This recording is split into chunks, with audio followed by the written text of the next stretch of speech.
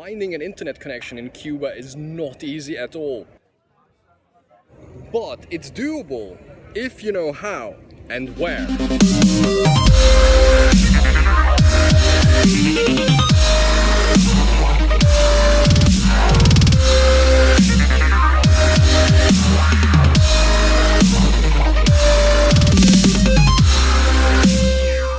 My most important advice for Cuba is probably read up before you go.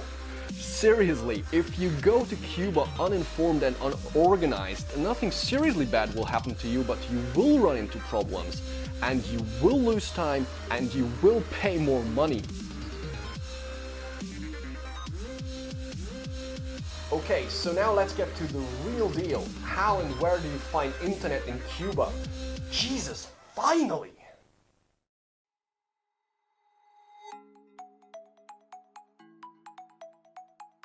Most likely you will arrive by plane to Cuba. In my case that was Jose Marti Airport in Havana, and unlike many international airports, it didn't have free Wi-Fi as of January 2019.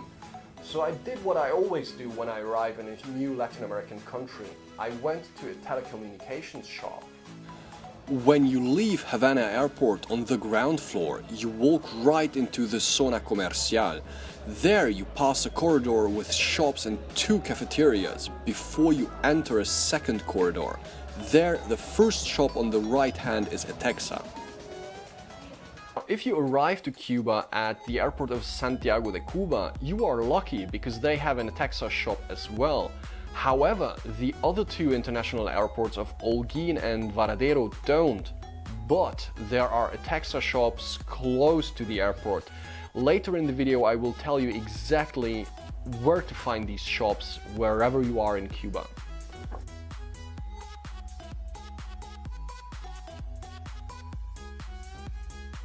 Oh, and before I forget, if you like this video, press the like button. Subscribe so that you get notified when other videos come out.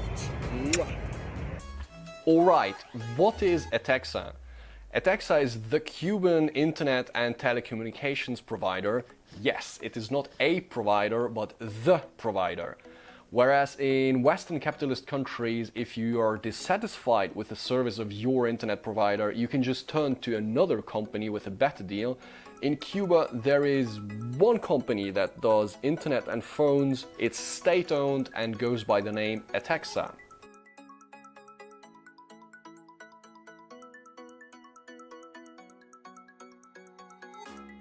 So I'm now in the ETECSA shop and my first question is, can you please set me up for mobile internet? And the lady says, yes, that would be 40 kuk please. Now 1 kuk is slightly more than $1 American dollar and slightly less than €1. The idea is that you pay 40 kuk and you start with an internet balance of 10 kuk that you can top up with whatever amount you like. But the 30 kuk that you pay just for the chip, you will never get back. To which I replied, thanks, but no thanks.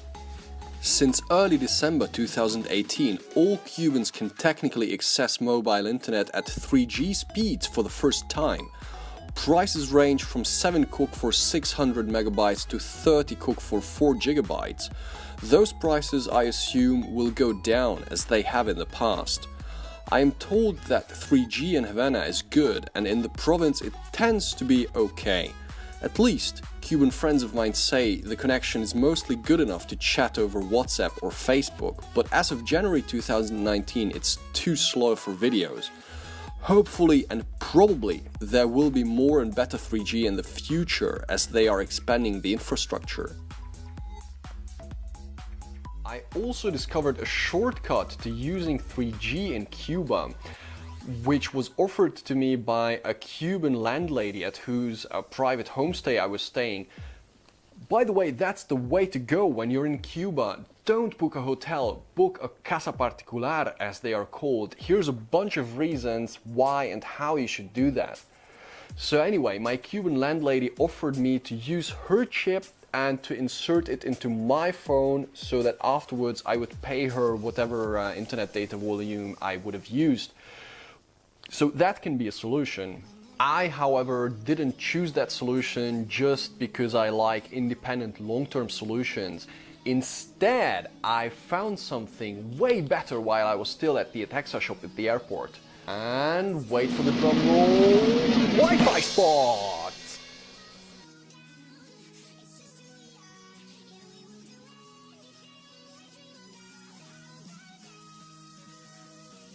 How do you find Wi-Fi spots? Well, nothing easier than that in Cuba. You just look around for a bunch of people all looking at their mobile phones, and then you know it's a Wi-Fi spot. If you want to know exactly where these Wi-Fi spots are, I can help you with that. Actually, ETECSA provides a list of most of these public Wi-Fi spots. I, however, did never use that list because you can just ask Cubans wherever you are, ¿Dónde está el próximo punto Wi-Fi, por favor? And they know exactly.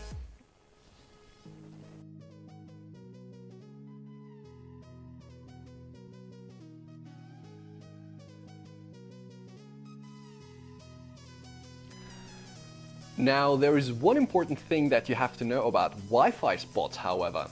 In Western countries, a Wi-Fi spot means that you go there and you have free internet there, right? Now, a Cuban Wi-Fi spot is very different.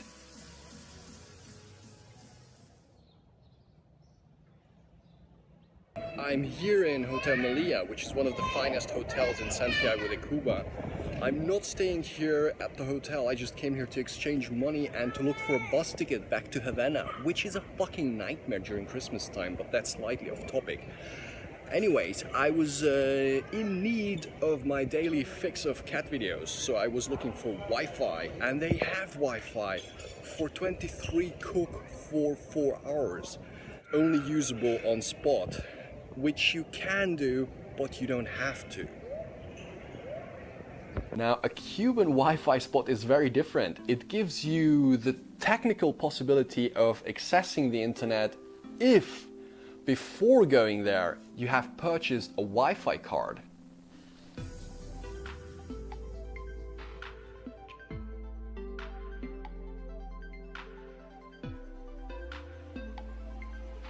Costs. These Wi-Fi internet cards issued by ETECSA as of January 2019 cost 1 kuk for 1 hour, 2 kuk for 2 hours, 5 kuk for 5 hours, you get the picture.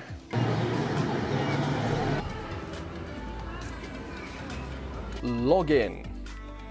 The card has a long number, which is your username, and another long number that is your password. But you have to type in these numbers every time you connect to the internet, unless you can tell your mobile device to remember the password.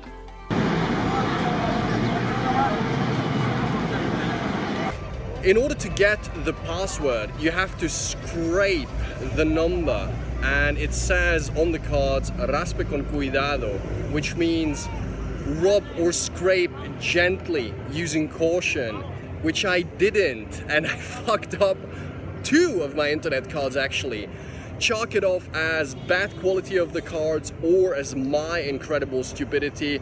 Anyways, I don't want you to experience the same, so rub with caution, scrape gently, alright?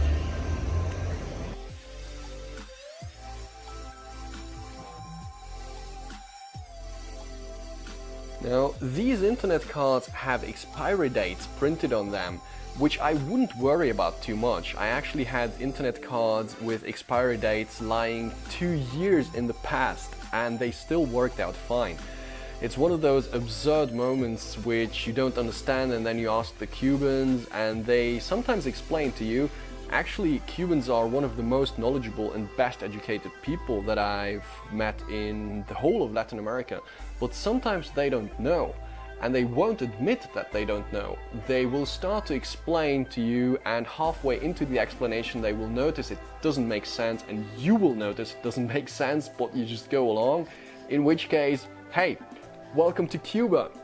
Nobody knows what the fuck's going on sometimes, but it's beautiful, so you just go with it.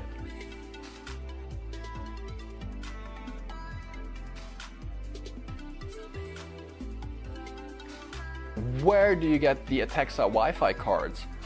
One way, not the best way, but one way of course is to get them right at the ETECSA shops. Now here's a link to all the locations of all the ETECSA shops in the country. If you get to that shop, it doesn't guarantee you that you can get an internet card for a bunch of reasons. You might forget your passport. Yes, bring your passport, they will most likely ask you for it. Also, the shop might be closed, and trust me, in Cuba there is an endless list of reasons why a shop might be closed. One is just odd closing times or holidays, or the dude in the shop left for a lunch break 4 days ago. So another reason might also be long lines.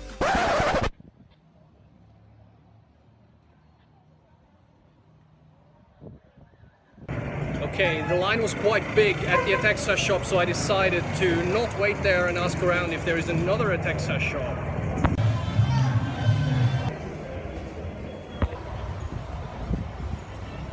Okay, I found that other ETECSA shop and the line is even bigger. If there's one thing that I hate is lines. I don't do lines. Instead, I found an alternative way of getting my hands at Wi-Fi cards outside the ETECSA shops. So here's what's happened. Actually, it's not that unusual to find Cubans hanging around in front of these ETECSA shops selling you cards for a smaller up price. I now bought 4 1-hour cards for 2 cook each, which means I pay the double, but I waited 2 minutes for that to be arranged, so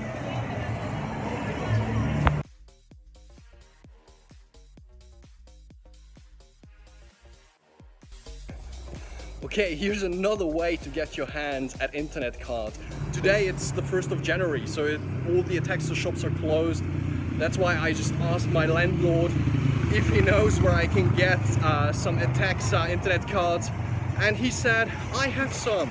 So I bought some from him, 1 hour for 1 cook 50 each. So I guess I'm golden.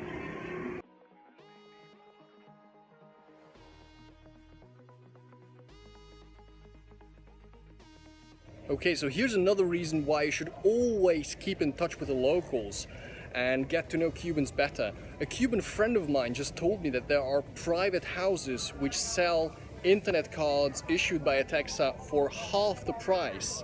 Now, you don't exactly know where they are because they are not officially listed unless you ask the Cubans. This house, for example, which sold me ETECSA internet cards for 50% of the original price, is situated next to Cuartel Moncada in Santiago de Cuba.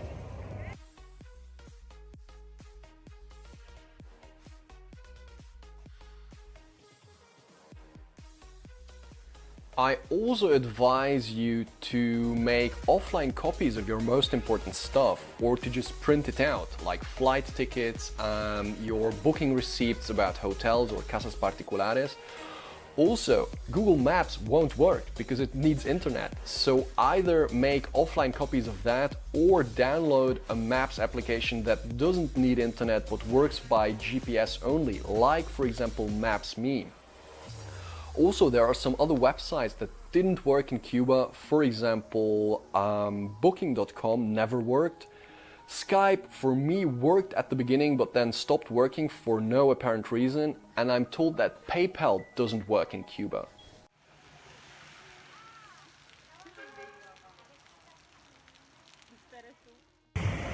Also, your internet signal will be weaker if there is rain or just too many clouds. Also, if your device says there's an error and it cannot connect, again, just try again and again and eventually it will come. Also, be prepared for breakdowns of the Wi-Fi connection. This is Cuba. This is absolutely normal.